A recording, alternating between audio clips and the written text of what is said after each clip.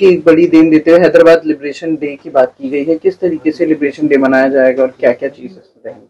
विभाजन की विभीषिका एवं देश को एक भारत श्रेष्ठ बनाने के लिए हजारों लोगों ने बलिदान दिया, संघर्ष किया, पर कांग्रेस पार्टी एवं वामपंथियों ने उन संघर्षों को, उन बलिदानों को बुलाने एवं कम करने का कटु प्रयास लगातार 7 दशक तक किया।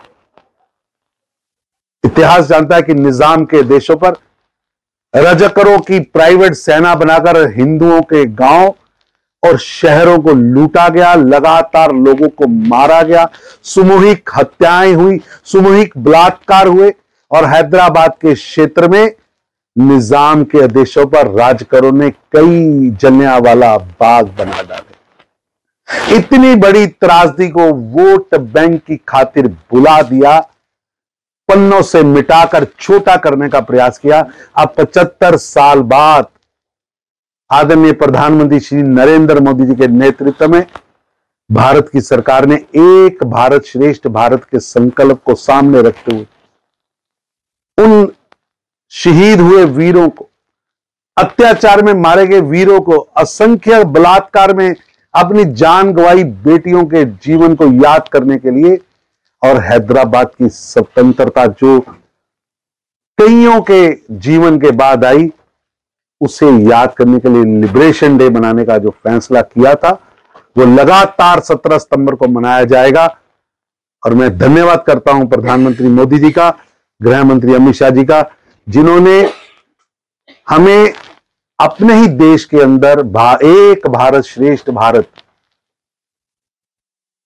के सपनों को पूरा करने के लिए शहीद हुए उन वीरों को याद करने का, गौरव को याद करने का दिन मनाने की प्रयास किया है। मैं उनका स्वागत करता हूं। को लेकर बात करें तो केजरीवाल ने कह दिया है कि सीए जो माइग्रेशन होगा उससे देश को खतरा है। साथ में ये भी कहा है कि बीजेपी अपना वोट बैंक बनाना चाहती है। कांग्रेस भी लगातार इन चीजों को लेकर, सीए को लेकर सवाल उठा रही है।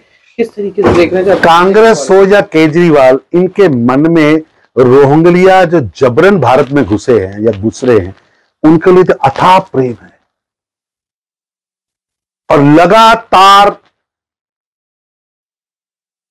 पाकिस्तान में जिन पर अत्याचार हो रहा है, जिनका मारा जा रहा है, ऐसे हिंदू, सिख, जैन, ईसाई, बुद्ध, उनके प्रति मन में इतनी घृणा है। आखिर क्यों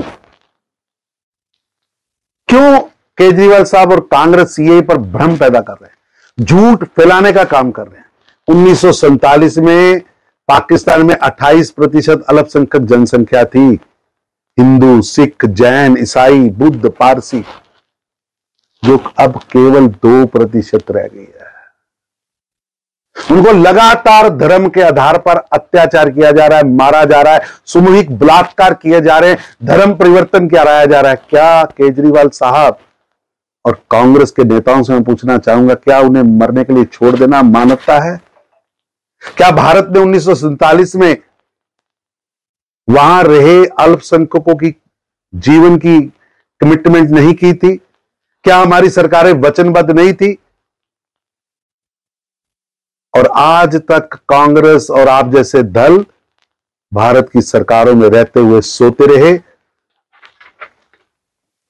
और पाकिस्तान जैसे देशों में अल्पसंख्यक अत्याचार में पिस पिस कर अपनी बहू बेटियों की इज्जत बचाने के लिए मरते रहे या धर्म परिवर्तन करते रहे। कि राम मंदिर बनने के बाद आप 400 पार करेंगे और इस तरह के बाद, तो फिर आपको सीएए लाके हिंदू मुस्लिम करने की क्या जरूरत पड़ गई? भारतीय जनता पार्टी सबका साथ, सबका सम्मान, सबके साथ चलने वाली पार्टी है। लेकिन मैं उमर अब्दुल्ला साहब से पूछना चाहता हूं, 1990 में